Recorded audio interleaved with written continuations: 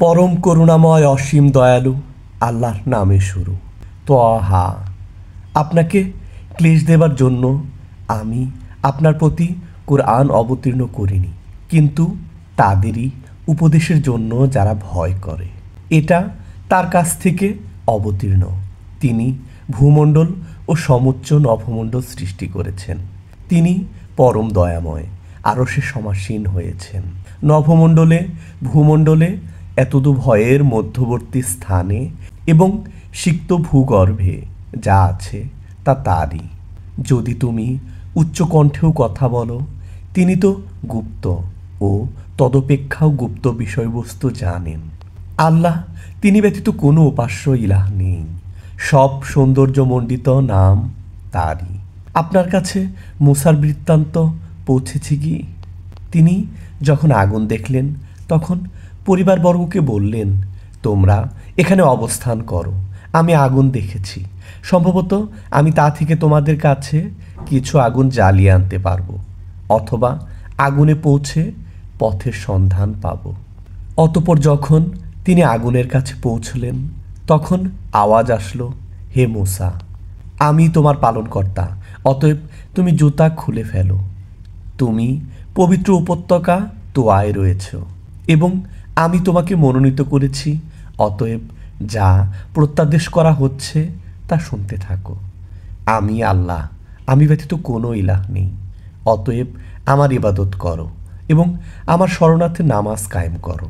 কিয়ামত অবশ্যই আসবে, আমি তা গোপন রাখতে চাই, যাতে প্রত্যেকেই তার কর্মানুযায়ী ফল লাভ করে। সুতরাং যে ব্যক্তি কিয়ামতে বিশ্বাস রাখে না এবং নিজ খায়েশের অনুসরণ করে, সে যেন তোমাকে তা থেকে নিবৃত না করে। নিবৃত হলে তুমি ধ্বংস হয়ে যাবে। হে মূসা, তোমার ডান হাতে ওটা কি? তিনি বললেন, এটা আমার লাঠি। আমি এর উপর ভর দিই এবং এর দ্বারা আমার ছাগপালের জন্য বৃক্ষপত্র ঝেড়ে ফেলি এবং এতে আমার অন্যান্য কাজও চলে। আল্লাহ বললেন, হে মূসা, তুমি ওটা নিক্ষেপ করো। অতঃপর তিনি তা নিক্ষেপ করলেন, অমনি তা সাপ হয়ে ছোটাছুটি করতে লাগলো। আল্লাহ বললেন, তুমি তাকে ধরো এবং ভয় করো না। আমি এখনই একে পূর্বাবস্থায় ফিরিয়ে দেব। তোমার হাত বগলে রাখো, তা বের হয়ে আসবে নির্মল উজ্জ্বল হয়ে অন্য এক নিদর্শন রূপে, কোনো দোষ ছাড়াই। এটা এই জন্যে যে আমি আমার বিরাট নিদর্শনাবলীর কিছু তোমাকে দেখাই। ফেরাউনের নিকট যাও, সে দারুণ উদ্যত হয়ে গেছে। মূসা বললেন, হে আমার পালনকর্তা, আমার বক্ষ প্রশস্ত করে দিন এবং আমার কাজ সহজ করে দিন এবং আমার জিহ্বা থেকে জড়তা দূর করে দিন, যাতে তারা আমার কথা বুঝতে পারে, এবং আমার পরিবারবর্গের মধ্যে থেকে আমার একজন সাহায্যকারী করে দিন, আমার ভাই হারুনকে। তার মাধ্যমে আমার কোমর মজবুত করুন এবং তাকে আমার কাজে অংশীদার করুন, যাতে আমরা বেশি করে আপনার পবিত্রতা ও মহিমা ঘোষণা করতে পারি এবং বেশি পরিমাণে আপনাকে স্মরণ করতে পারি। আপনি তো আমাদের অবস্থা সবই দেখছেন। আল্লাহ বললেন, হে মূসা, তুমি যা চেয়েছ তা তোমাকে দেয়া হলো।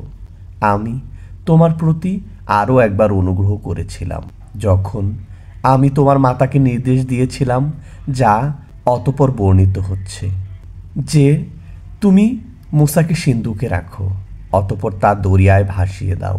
অতঃপর দরিয়া তাকে তীরে ঠেলে দেবে, তাকে আমার শত্রু ও তার শত্রু উঠিয়ে নেবে। আমি তোমার প্রতি মোহাব্বত সঞ্চারিত করেছিলাম আমার নিজের পক্ষ থেকে, যাতে তুমি আমার দৃষ্টির সামনে প্রতিপালিত হও। যখন তোমার ভগ্নী এসে বলল, আমি কি তোমাদেরকে বলে দেব কে তাকে লালন পালন করবে?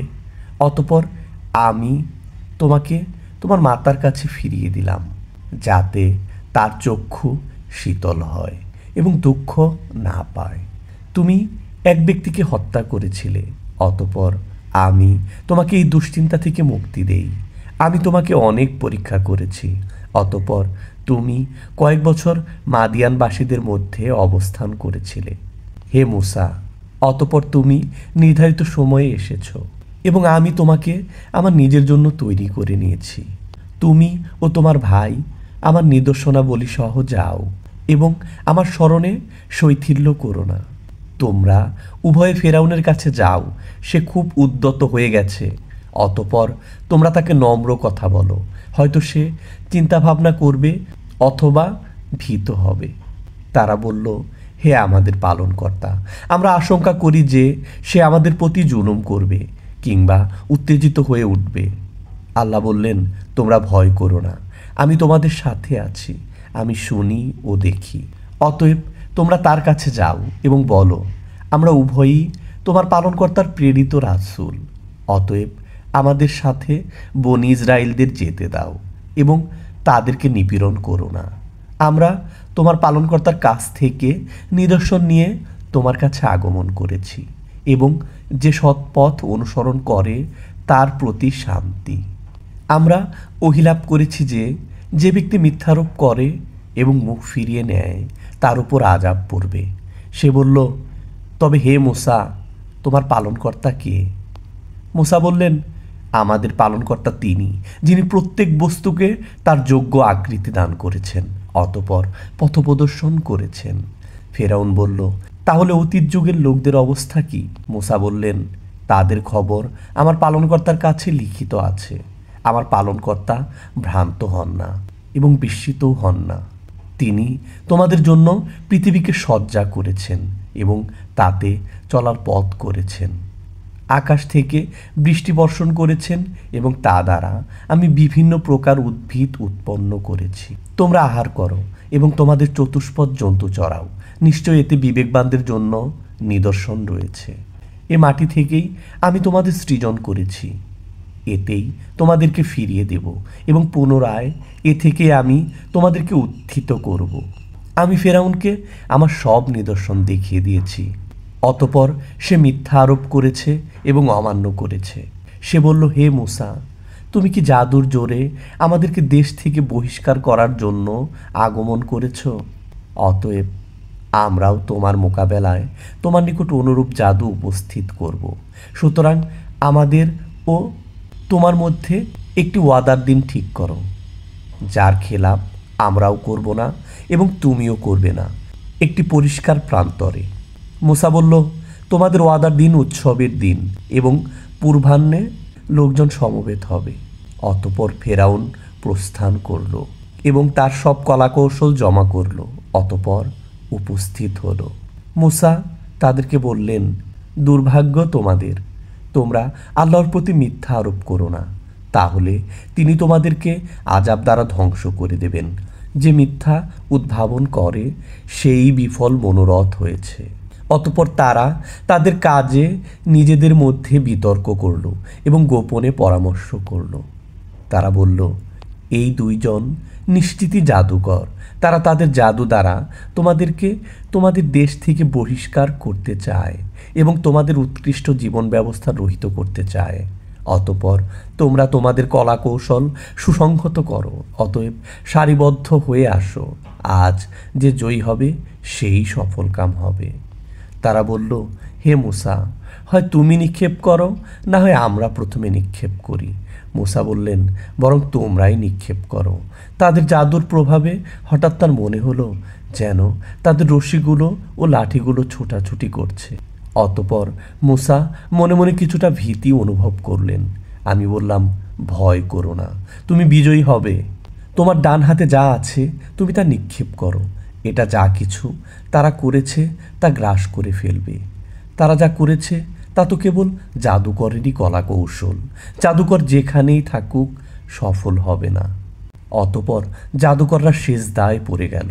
তারা বলল, আমরা হারুন ও মূসার পালনকর্তার প্রতি বিশ্বাস স্থাপন করলাম। ফেরাউন বলল, আমার অনুমতি দানের পূর্বেই তোমরা কি তার প্রতি বিশ্বাস স্থাপন করলে? দেখছি সেই তোমাদের প্রধান, সে তোমাদেরকে জাদু শিক্ষা দিয়েছে।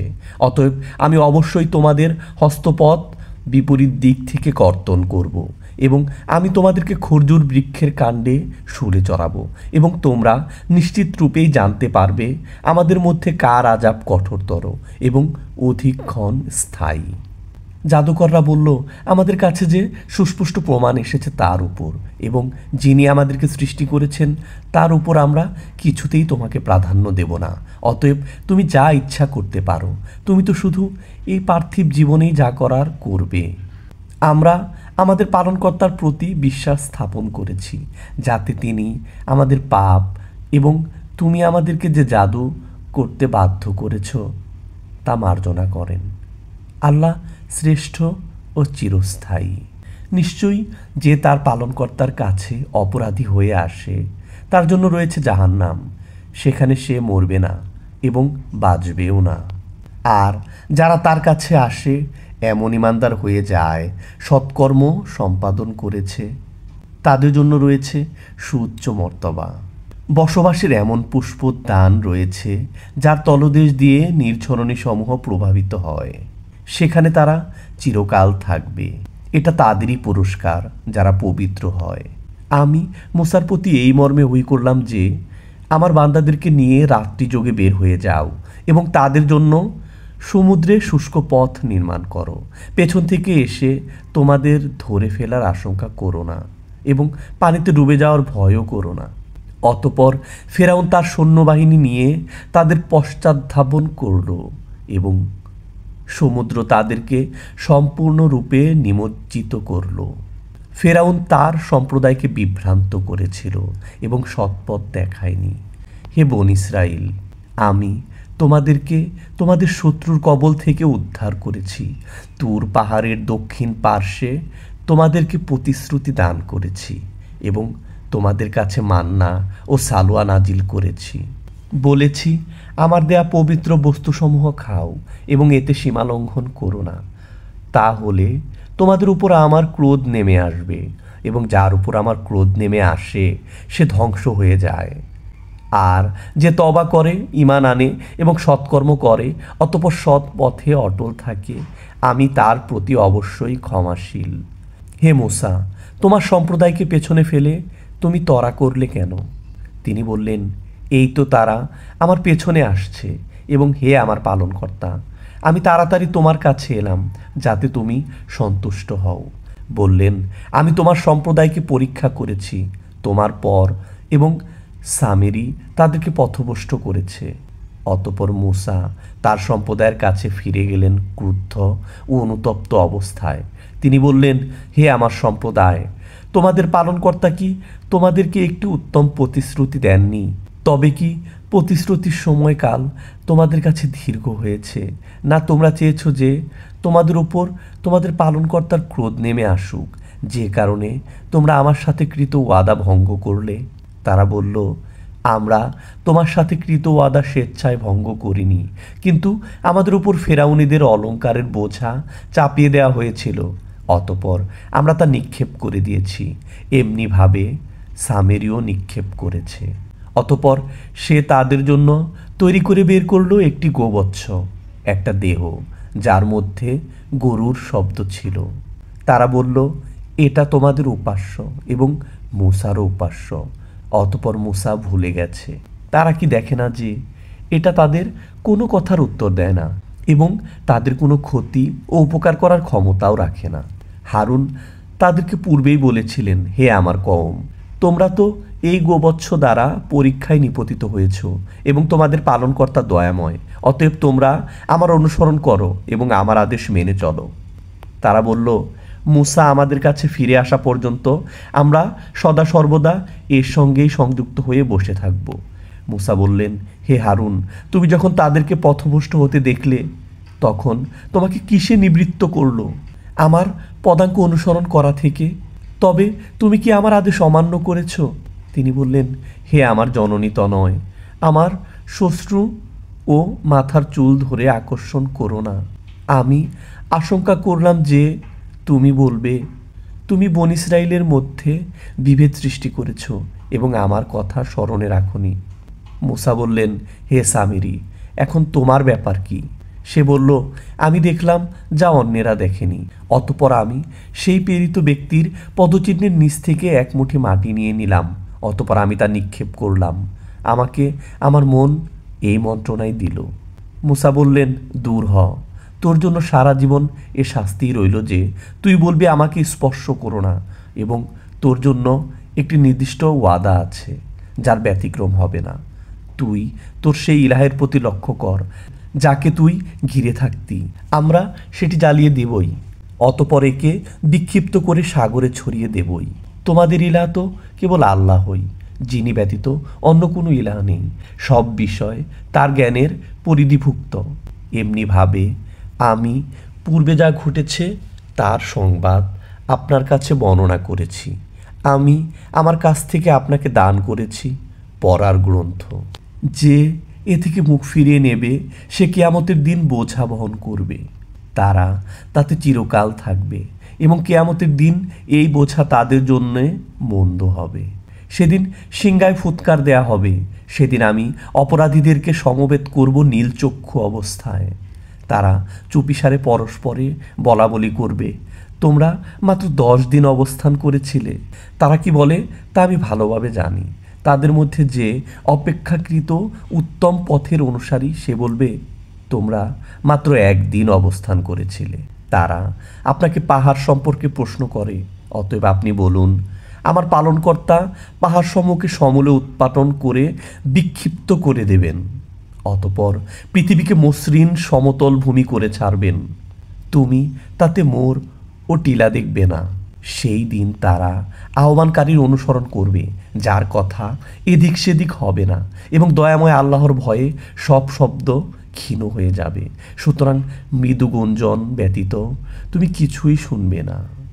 দয়াময় আল্লাহ যাকে অনুমতি দেবেন এবং যার কথায় সন্তুষ্ট হবেন, সে ছাড়া কারো সুপারিশ সেদিন কোনো উপকারে আসবে না। তিনি জানেন যা কিছু তাদের সামনে ও পশ্চাতে আছে, এবং তারা তাকে জ্ঞান দ্বারা আয়ত্ত করতে পারে না। সেই চিরঞ্জীব চিরস্থায়ীর সামনে সব মুখমণ্ডল অবনমিত হবে, এবং সে ব্যর্থ হবে যে জুলুমের বোঝা বহন করবে। যে ইমানদার অবস্থায় সৎকর্ম সম্পাদন করে সে জুলুম ও ক্ষতির আশঙ্কা করবে না। এমনিভাবে আমি আরবি ভাষায় কুরআন নাজিল করেছি এবং এতে নানাভাবে সতর্কবাণী ব্যক্ত করেছি, যাতে তারা আল্লাহ ভীরু হয় অথবা তাদের অন্তরে চিন্তার খোরাক যোগায়। সত্যিকার অধীশ্বর আল্লাহ মহান। আপনার প্রতি আল্লাহর ওহী সম্পূর্ণ হওয়ার পূর্বে আপনি কোরআন গ্রহণের ব্যাপারে তাড়াহুড়া করবেন না, এবং বলুন, হে আমার পালনকর্তা, আমার জ্ঞান বৃদ্ধি করুন। আমি ইতিপূর্বে আদমকে নির্দেশ দিয়েছিলাম, অতঃপর সে ভুলে গিয়েছিল এবং আমি তার মধ্যে দৃঢ়তা পাইনি। যখন আমি ফেরেশতাদেরকে বললাম, তোমরা আদমকে সিজদা করো, তখন ইবলিশ ব্যতীত সবাই সিজদা করলো। সে অমান্য করল। অতঃপর আমি বললাম, হে আদম, এ তোমার ও তোমার স্ত্রীর শত্রু, সুতরাং সে যেন বের করে না দেয় তোমাদের জান্নাত থেকে, তাহলে তোমরা কষ্টে পতিত হবে। তোমাকে এই দেয়া হলো যে তুমি এতে ক্ষুধার্ত হবে না এবং বস্ত্রহীন হবে না, এবং তোমার পিপাসাও হবে না এবং রৌদ্রেও কষ্ট পাবে না। অতঃপর শয়তান তাকে কুমন্ত্রণা দিল, বলল, হে আদম, আমি কি তোমাকে বলে দেব অনন্তকাল জীবিত থাকার বৃক্ষের কথা এবং অবিনশ্বর রাজত্বের কথা? অতঃপর তারা উভয়েই এর ফল ভক্ষণ করল। তখন তাদের সামনে তাদের লজ্জাস্থান খুলে গেল এবং তারা জান্নাতের বৃক্ষপত্র দ্বারা নিজেদের আবৃত করতে শুরু করল। আদম তার পালনকর্তার অবাধ্যতা করল, ফলে সে পথভ্রষ্ট হয়ে গেল। এরপর তার পালনকর্তা তাকে মনোনীত করলেন, তার প্রতি মনোযোগী হলেন এবং তাকে সুপথে আনয়ন করলেন।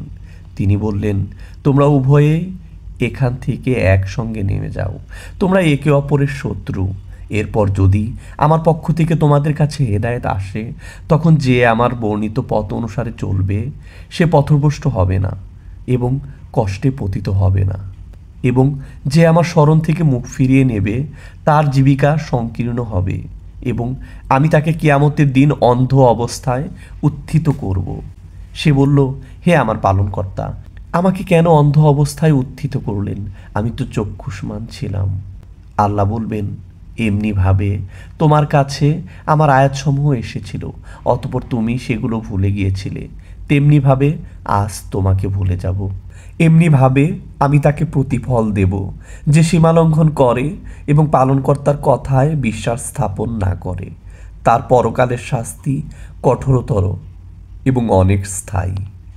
আমি এদের পূর্বে অনেক সম্প্রদায়কে ধ্বংস করেছি যাদের বাসভূমিতে এরা বিচরণ করে। এটা কি তাদের সৎপথ প্রদর্শন করল না? নিশ্চয়ই এতে বুদ্ধিমানদের জন্য নিদর্শনাবলী রয়েছে। আপনার পালনকর্তার পক্ষ থেকে পূর্ব সিদ্ধান্ত এবং একটি কাল নির্দিষ্ট না থাকলে শাস্তি অবশ্যম্ভাবী হয়ে যেত। সুতরাং এরা যা বলে সে বিষয়ে ধৈর্য ধারণ করুন এবং আপনার পালনকর্তার প্রশংসা, পবিত্রতা ও মহিমা ঘোষণা করুন সূর্যোদয়ের পূর্বে, সূর্যাস্তের পূর্বে, এবং পবিত্রতা ও মহিমা ঘোষণা করুন রাত্রির কিছু অংশ ও দিবাভাগে। সম্ভবত তাতে আপনি সন্তুষ্ট হবেন। আমি এদের বিভিন্ন প্রকার লোককে পরীক্ষা করার জন্য পার্থিব জীবনের সৌন্দর্য স্বরূপ ভোগবিলাসের যে উপকরণ দিয়েছি, আপনি সেই সব বস্তুর প্রতি দৃষ্টি নিক্ষেপ করবেন না। আপনার পালনকর্তার দেয়া রিজিক উৎকৃষ্ট ও অধিক স্থায়ী। আপনি আপনার পরিবারের লোকদেরকে নামাজের আদেশ দিন এবং নিজেও এর উপর অবিচল থাকুন। আমি আপনার কাছে কোনো রিজিক চাই না, আমি আপনাকে রিজিক দেই এবং আল্লাহ ভীরুতার পরিণাম শুভ। এরা বলে, সে আমাদের কাছে তার পালনকর্তার কাছ থেকে কোনো নিদর্শন আনয়ন করে না কেন? তাদের কাছে কি প্রমাণ আসেনি যা পূর্ববর্তী গ্রন্থ সময়ে আছে? যদি আমি এদেরকে ইতিপূর্বে কোনো শাস্তি দ্বারা ধ্বংস করতাম, তবে এরা বলতো, হে আমাদের পালনকর্তা, আপনি আমাদের কাছে একজন রাসূল প্রেরণ করলেন না কেন? তাহলে তো আমরা অপমানিত ও হেয় হওয়ার পূর্বেই আপনার নিদর্শন সমূহ মেনে চলতাম। বলুন, প্রত্যেকেই পথপানে চেয়ে আছে, সুতরাং তোমরাও পথপানে চেয়ে থাকো। অদূর ভবিষ্যতে তোমরা জানতে পারবে কে সরল পথের পথিক এবং কে সৎপথ প্রাপ্ত হয়েছে।